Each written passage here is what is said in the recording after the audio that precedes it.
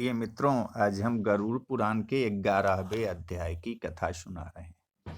गरुड़ जी ने पूछा कि हे केशव, 10 गात्र की विधि कहिए, उसके करने से क्या सुकृत होता है, और पुत्र के न होने पर यह क्रिया कौन करे, यह सब मुझसे कहिए। श्री भगवान ने उत्तर दिया कि हे गरुड़, सुनो, मैं तुमसे 10 गात्र की विधि कहता हूं, जिसके करने से सतपुत्र पिता के ऋण से मुक्त हो जाता है। पुत्र शोक को छोड़ और सत्वगुणी होकर धैर्य धारण कर पिता का पिंड आदि करे, आंसू न बहावे। बांधवों से त्याग किए गए खखार और आंसू को प्रेत बाध्य होकर खाते हैं, इसलिए शोक के कारण व्यर्थ रोना न चाहिए। मनुष्य 1000 वर्ष तक रात दिन शोक करे, तब भी मरा हुआ कभी भी नहीं दिखाई देगा। जन्मे हुए की निश्चित ही मृत्यु होती है और मरे हुए का निश्चय जन्म होता है। अतः अनिवार्य आवागमन के लिए पंडित कदापि शोक न करे।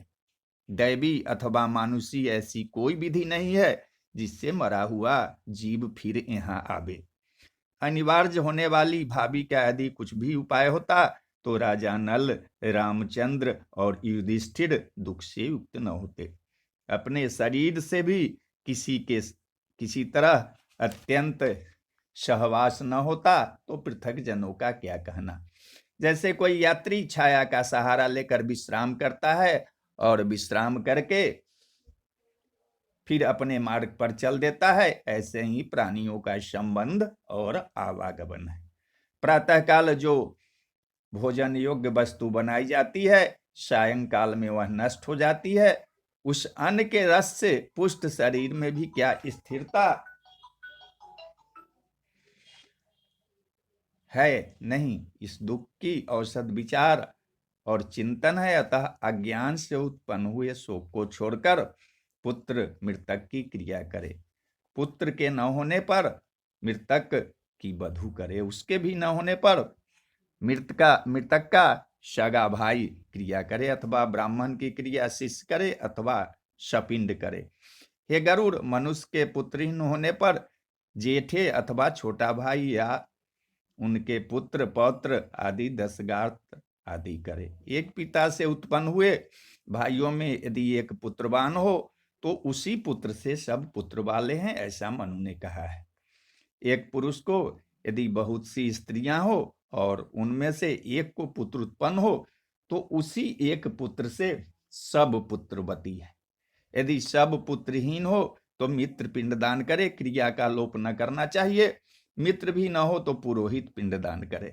कोई स्त्री या पुरुष जो इष्ट मित्र की क्रिया करता है तो वह अनाथ प्रेत संस्कार करने के कारण कोटि यज्ञों के फल का भागी होता है।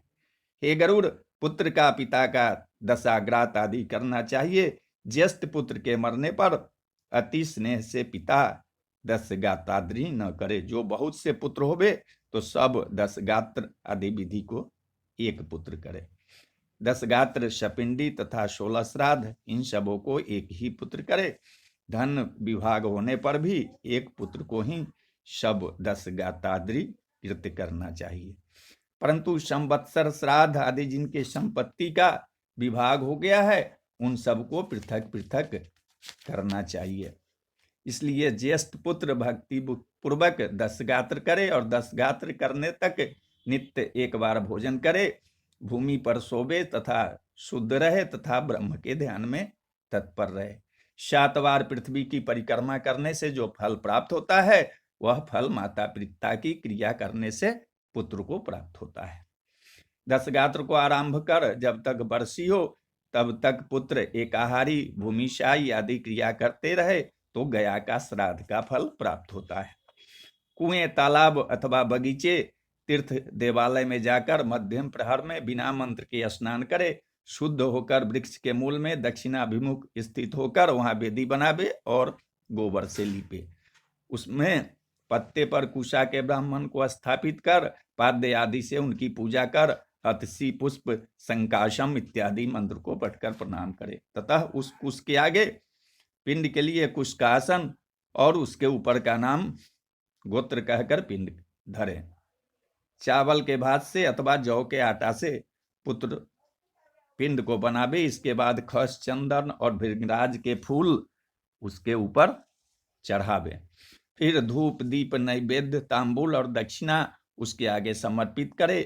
काक अन्न, दूध और पानी पात्र में रखे और जल की अंजलि दे और कहे कि अमुक नामाने प्रेताय मध्यम अष्टिस्तु अमुक नामक प्रेत्र को मेरी दी हुई श्राद्ध वस्तु प्राप्त हो।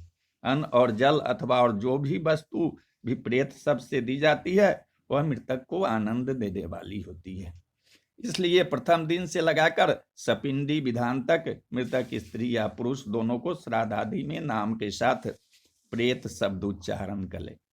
पहले दिन जो विधि पूर्वक दिया जाए उसी विधि से तथा उसी प्रकार के अन्न से 9 पिंड दे। 90 दिन सब सपिंड के लोग मृतक की स्वर्ग कामना करके तेल लगावे। बाहर कहीं स्नान करके धान के लावा समेत दूब लेकर मृतक की स्त्री को आगे करके मृतक के घर जाए। दूब के समान आपके कुल की वृद्धि हो और धान के लावा के समान आपका विकास हो, ऐसा कहकर उसके घर में दूधयुक्त धान का लावा फेंके। हे गरुड़, 10वें दिन मांस का पिंड देवे। मांस का पिंड कलयुग में निषिद्ध है, अतः उड़द का देवे, क्योंकि कलयुग में पितरों को पिंड नहीं दिया जाता है। 10वें दिन सब बांधव मुंडन करावे और क्रिया करने वाला पुत्र भी मुंडन कराए। 10 दिन तक एक ब्राह्मण को मिष्टान भोजन करावे और हाथ जोड़कर हरि का ध्यान कर प्रेत मुक्ति की प्रार्थना करे। तीसी के फूल के समान कांति वाले और पीत वस्त्र धारण करने वाले और अच्युत अविनाशी विष्णु भगवान गोविंद को जो लोग नमस्कार करते हैं उन्हें भय नहीं होता। आदि और अंत से रहित और शंख, चक्र तथा गदा को धारण किए अक्षय पुंडरीकाक्ष देव विष्णु आप प्रेत को मुक्ति देने वाले होवे। इस प्रार्थना के मंत्र को श्राद्ध के अंत में प्रतिदिन पढ़े, स्नान करके घर जाए और गोग्रास देकर स्वयं भोजन करे। बोलिए जय श्री हरि विष्णु, जय श्री हरि।